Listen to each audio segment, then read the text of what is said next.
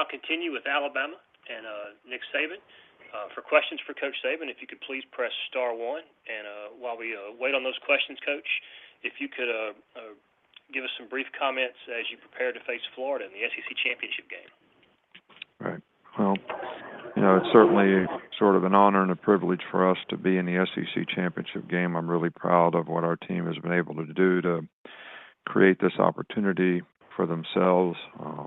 Having been in this game in the past, I think this is one of the best venues in college football. Certainly the opportunity to play a very, very good Florida team, probably one of the top teams in the country, top 10 probably teams in the country, maybe even better than that. Obviously on offense, they've, the number one passing offense in the nation, and they've got some great skill guys. Quarterback Kyle Trask does a fantastic job. Kadarius Toney is a mismatched player with 62 receptions. Pitts is a tough mismatched player. These guys do a lot of stuff on defense that create a lot of negative plays for you, and it's going to be a real challenge for us to be able to execute the way we need to against a very, very good team to be able to have success. We got a lot of respect for Dan and the job he's done there, and a good team. First up, we have Edgar Thompson of Orlando City.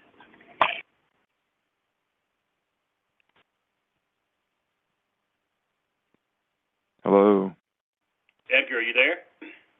Yes, sir, I am. Sorry about that. Having faced Dan Mullen many times in your career, Coach, what stands out about him as a play caller, and have you seen him with an array of options and weapons in a quarterback like this before? Well, we played him, at Mississippi State when he had great quarterback, Dak Prescott, and I think what Dan does is he really utilizes his personnel well, moves people around, tries to create mismatches with formations and motions and shifts, and makes it difficult for the defense to adjust. And got great concepts in the passing game, and certainly his players do an excellent job of executing it, and I think he's probably one of the best play callers in the country. And Trask in particular, what stands out about him now that you've had a chance to dig in on him a little? Well, I think he's does a really good job of getting the ball in the right place relative to, reading the defense and knowing the offense like he does, and he's very accurate with the ball.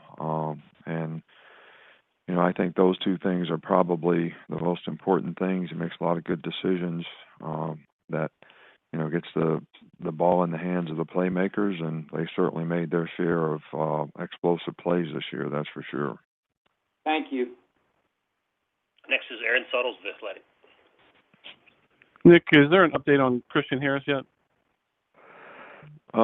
He's got a shoulder injury. He's got a chance to play. We'll just have to see if he progresses this week. And with Todd Grantham, as you mentioned, they do a lot of things defensively that creates a lot of negative plays. They're aggressive. They bring a lot of pressure. How do you think what Mac Jones has faced this year, has that presented him an opportunity to face anything similar, and how do you think he'll handle that challenge? Well, we have a lot of confidence in Mac, and I think they do present a lot of challenges. I think, a lot of it is making sure you get the protections right and point out the right mic so that you can get a hat on a hat. And, that's not just Mac's job. That's also the offensive line's job. And sometimes you can't block them all, and everybody's got to be on the same page of how you got to get the ball out quickly so you don't take negative plays. I think that's the big thing that, we have to do a great job as coaches in preparation of, not allowing them to make a lot of negative plays. I think they kind of feed off that on defense.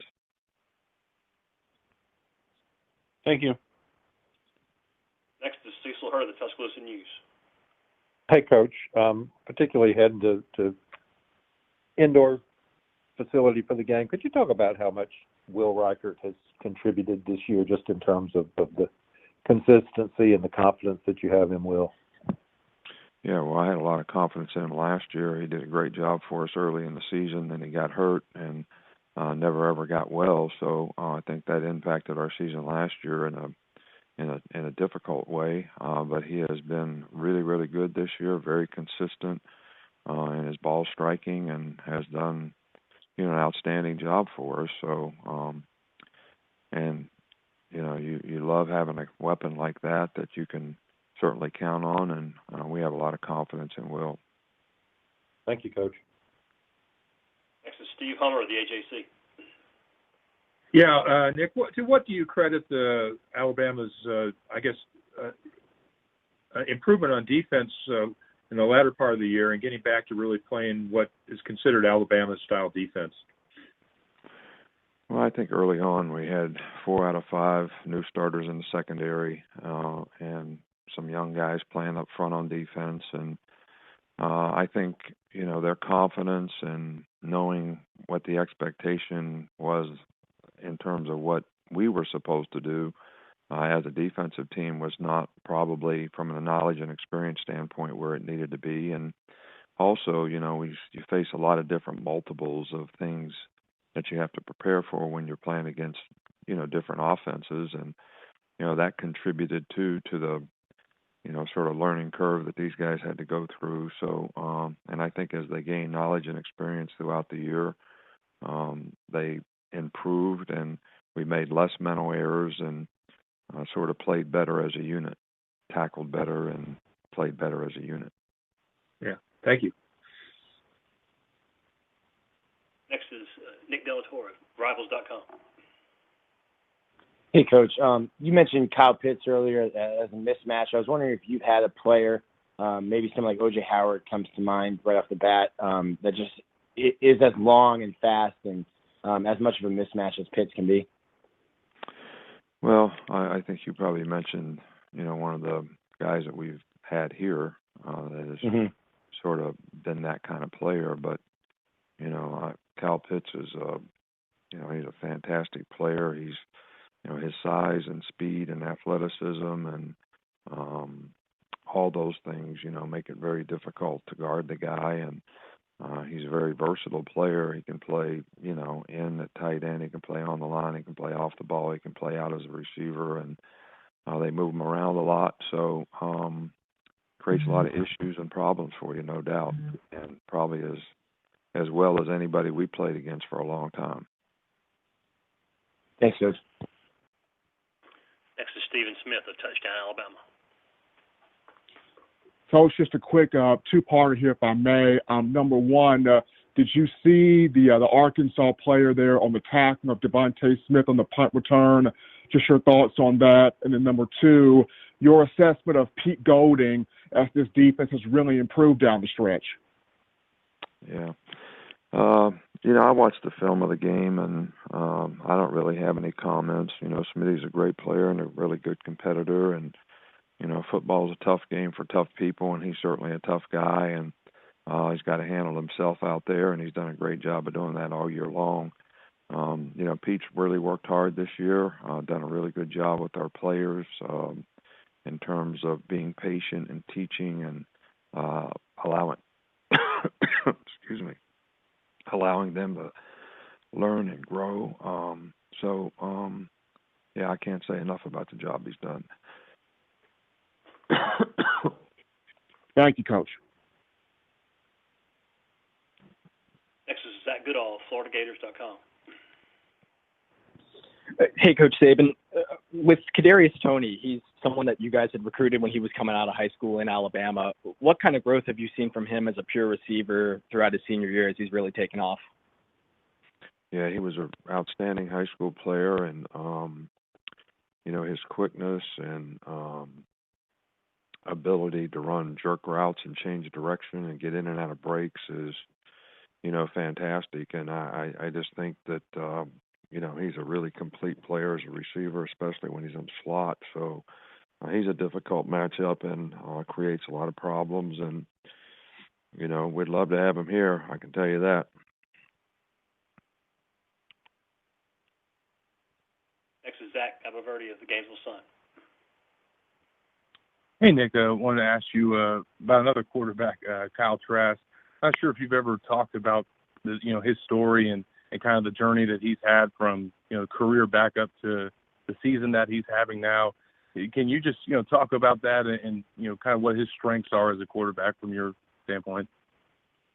Well, I don't know. I know he's, had a tough road coming up, just like kind of Mac has in terms of, but I have a lot of respect for guys that, stick with it and persevere, overcome a lot of adversity, go through a lot of learning and growing pains, and then when they get their opportunity, they take advantage of it and do it extremely well. And, Kyle's certainly done that and had his finest season as, any quarterback in the country. So I can't say enough positive things about him, but I do have a lot of respect for guys that sort of come up the hard way that way. And it's good to see that there are guys that play the game that, still do that. And it's good to see them have success after, they go through those ups and downs and adversities. For sure. And then, defensively for Florida, when you look at them, I know you've talked about Todd Grantham's unit already. Just how do you feel like they're going to challenge you guys most on Saturday? Well, they're very athletic. They got a lot of team speed. They do multiple things to pressure you, multiple coverages, try to disguise what they do extremely well. I used to coach with Todd, a while back and have a lot of respect for him as a signal caller and a guy that'll put together a really good game plan, and I'm sure they'll do something that'll, create some problems for us, and we'll have to adapt and adjust, and our players will have to do a good job of trying to execute against them because they're a very, very good unit. Thanks, Nick. Appreciate it. Next, Michael Casagrande of AL.com. Yeah, Nick, just wondering your thoughts from watching Florida's game last night with LSU, and how unique is that challenge of playing a team in an SEC championship game coming off a loss like that? I don't know. You have to ask them. I really don't know. I feared that, our players might be looking forward to the SEC championship game in terms of, playing up at Arkansas, and I was really pleased that, we didn't start out great, but we played, pretty well in the game, and I think it's a challenge for any coach with any team when you're in that situation. So, but I can't answer that. Thank you. Next, we'll go to David Pascal, Chattanooga Times Free Press. Hey, Nick, just wanted to get your reaction to Auburn parting ways with Gus Malzahn after 8 years. Well, I have a tremendous amount of respect for Gus. He was difficult to play against when he was the offensive coordinator, and he's always been difficult to play against as a head coach. Their team's always played hard. Their team's always well coached on, both sides of the ball and special teams. So, I have a tremendous amount of, respect for Gus, and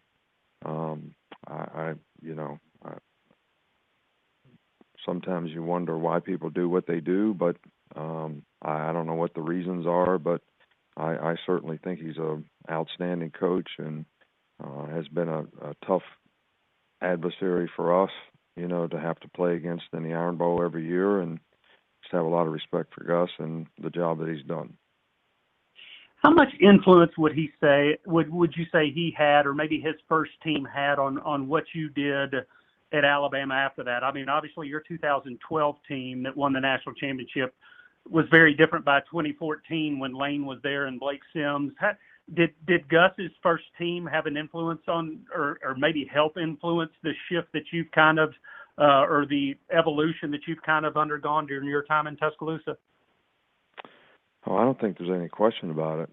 Gus's style of play, he's not the only one. The whole sort of, Baylor influence, Hugh Freeze, those guys are all sort of, come, I think, from the same roots in terms of some of the innovations that they've made, and, tempo offenses, RPOs, really changing the game. And I think, Gus has been one of at the forefront, of all that. And, I guess playing against those guys, you almost at least get to the point where you say, if we can't beat them, we might as well join them. And I guess that's why we change some of the things that we do around here. Thank you. That's going to wrap you up, Coach. Thanks for your time. All right, thank you. Coach, congratulations. Welcome to SEC Championship Game Week. And if you could start us off just with some general thoughts as you prepare to take on Alabama in the championship game on Saturday. Well, I know we're excited for this. When you start off every year, your goal is to win the East and have an opportunity to come play in this game. And there's no bigger championship game than the SEC championship game. And I know for a lot of our guys, it'll be their first opportunity to go play in the game. They're excited to go see the atmosphere and to go have the opportunity to win the conference championship Saturday. All right, for questions for Coach Mullen, press star 1, and we'll begin with Edgar Thompson of the Orlando Sentinel. Yeah, hey, Dan. Now that you've had a chance to dig in a little bit on Alabama, just a few thoughts, maybe what really jumps out, please. Well, I mean, they're obviously, they got talent at every position all over the field,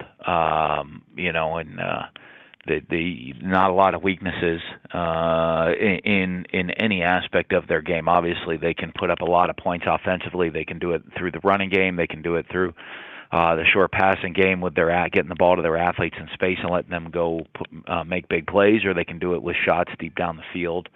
They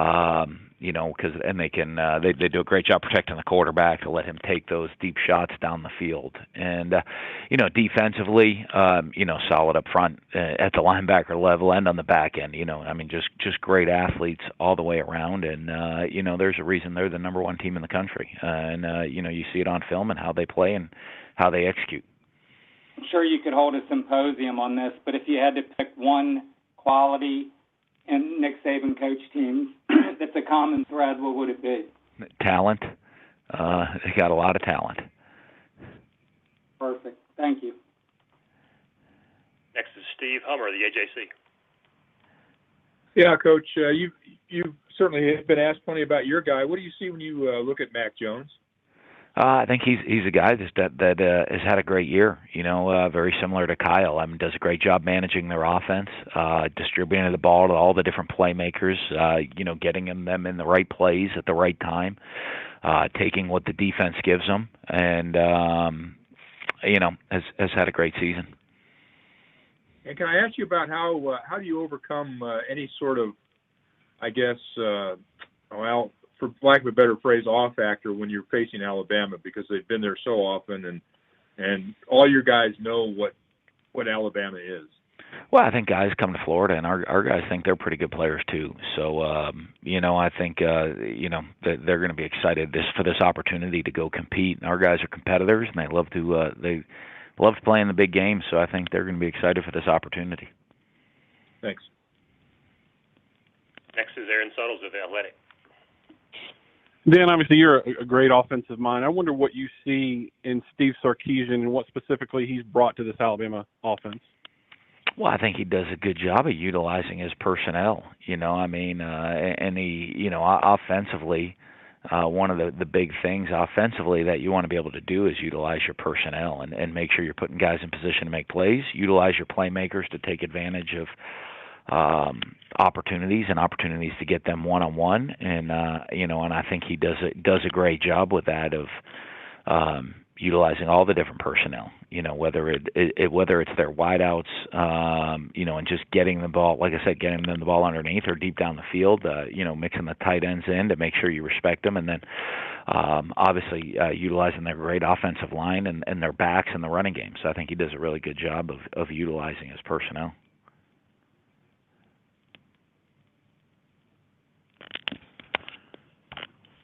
Next is Michael Casagrande of AL.com.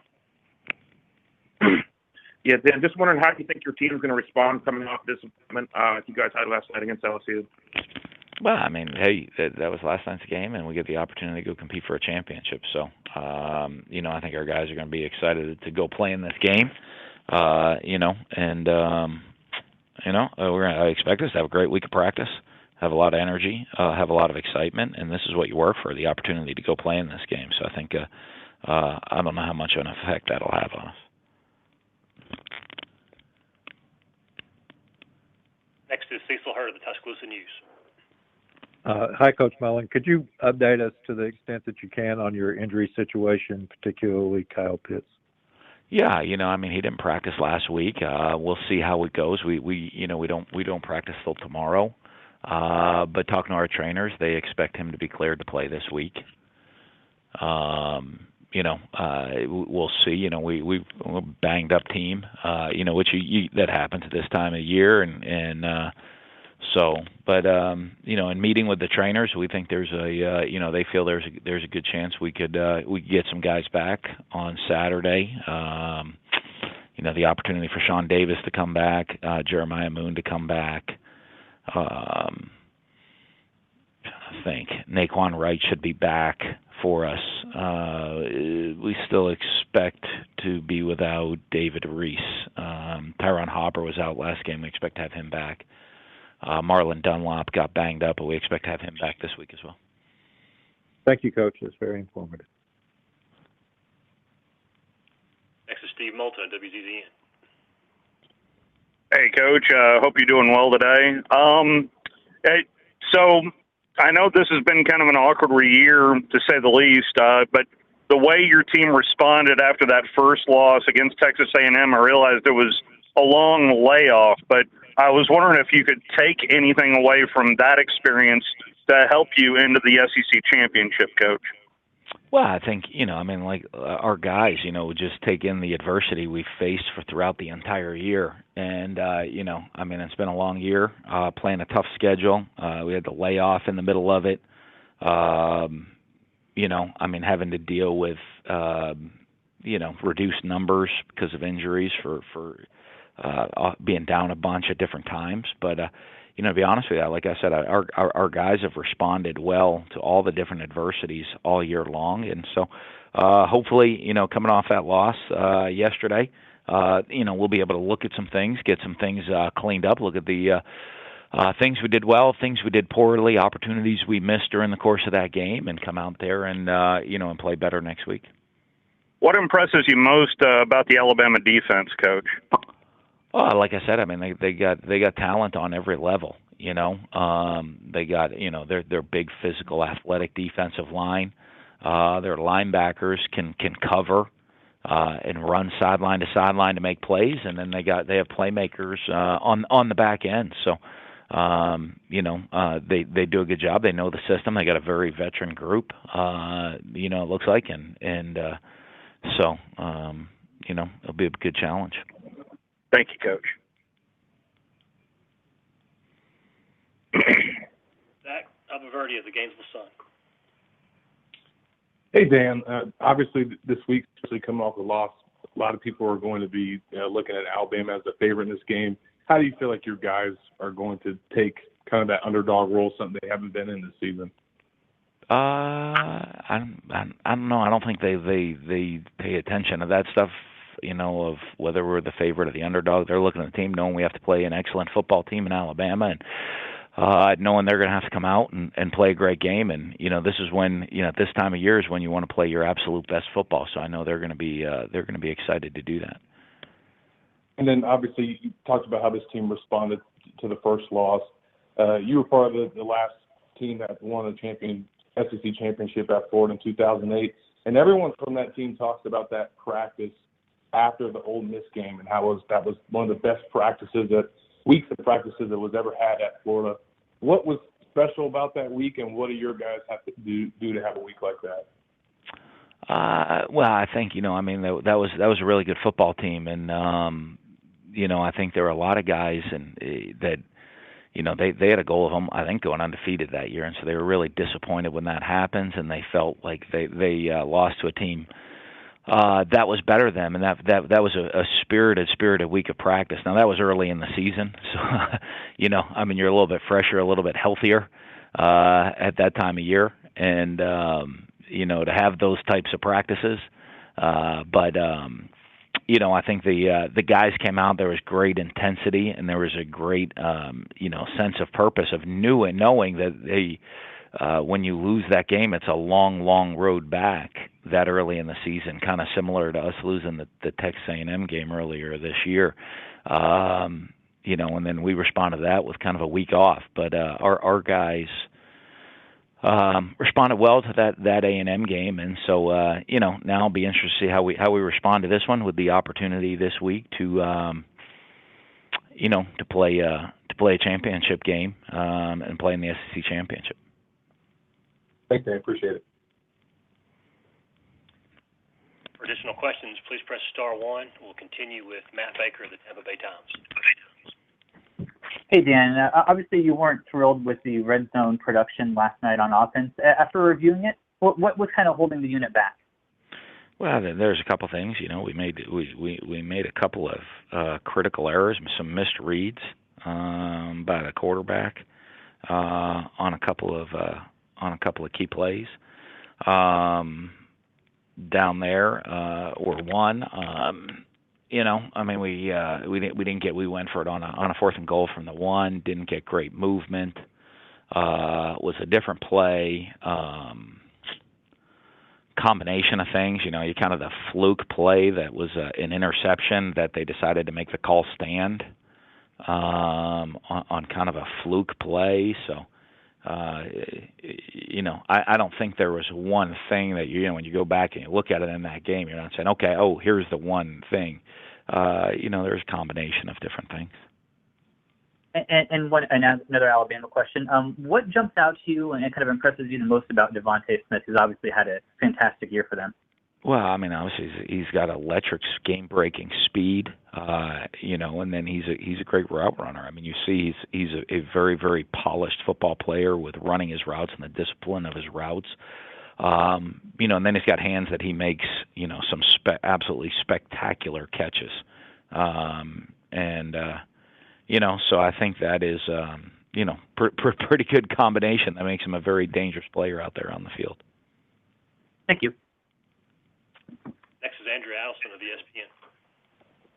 Dan, a lot of people are looking at this game as a matchup of two guys who could potentially be Heisman finalists. For Kyle in particular, the type of season that he's had, do you feel like he's brought back the standard of what people expect should happen at the quarterback position for Florida? Sure. I think people have pretty high standards. I have high standards for our quarterback position, and we're an offense that is very quarterback based in that of what we put on them, what we ask the quarterback to do, and in very much a pro style offense in that way of what we ask the quarterback to do within our system, and so. I think he's had a great year, and I know that certainly excites Florida fans. I know they love points. The one thing about Gator fans, they love points and explosive offenses, and so I know they've enjoyed the points that we've put up this year. And one other question, if I could, have you had a chance to speak with Marco Wilson and just kind of how he's doing, after the last 24 hours? Yeah, I talked to him, we spent some time with him last night after the game. Obviously, I know he's disappointed, but it's a shame, when I went back to watch the play and he made the tackle, and part of the football move, the kid's shoe was in his hand, and he kind of threw it and jumped and celebrated with his teammates. So it's pretty unfortunate in that situation. I don't think there was any intent to taunt, and he didn't throw, it wasn't like he was throwing it at their sidelines or doing any of that. It was a huge play. He thought possibly a game-winning play, and he kind of threw a shoe and went to celebrate with his teammates, and unfortunately it was a penalty. And so, I think that stuff, really an unfortunate situation more than and a mistake instead of somebody really trying to disrespect the game or taunt the opponent or anything of that nature. You know what I mean? And so just really unfortunate it happened. And but I know for him, I think he'll look at things and realize, hey, it's that they're that's certainly not the reason that we lost the game. There's many factors that went into that, and that's just an unfortunate one in that situation because it was a key moment in the game. Thanks, Dan. Next is Nick Delatorre of Rivals.com. Hey, Dan. You guys made a move on the offensive line, shifting some players around. I guess what was the decision process there after not really shaking up the offensive line much during the year? Well, I mean, we finally got guys back healthy. Coming into the year, Ethan White was a starter, and he's been hurt most of the year. And so we had some different lineups, some different things we wanted to do, and so he's a guy that we originally expected to be our starting center coming into the year, and Brett Hage's done a pretty good job at center, so we're trying to move some guys around to get everybody on the field and see the different combinations now that we have people healthy. That we had some guys healthy on the offensive line to see how that played out. So it wasn't so much of a performance during the game as just we've got guys who are finally back to 100%. Yeah, it's that, and then as you go, we're looking at what combination was working best. Kind of a lot of times that we do things. You try to find something you like during the course of the game and then stick with it. And so it was more that maybe than anything else. It was something we knew going into the game that hey, this is the first time we've finally got some guys healthy, ready to go, and we'll try some different combinations. So will you still work on that this week, heading into this game? Oh, yeah. Thanks, Coach. A follow-up from Steve Moulton. Yes, I'd like to know what do you like most about your team heading into this SEC championship game, Coach? Well, I think, the resiliency that they've shown throughout the course of this year. This has been a very, very difficult year with everything that's going on. And to win the SEC East and play in the SEC championship game in a year, the first time in history, you're playing 10 conference games in this league, 10 conference games in the league.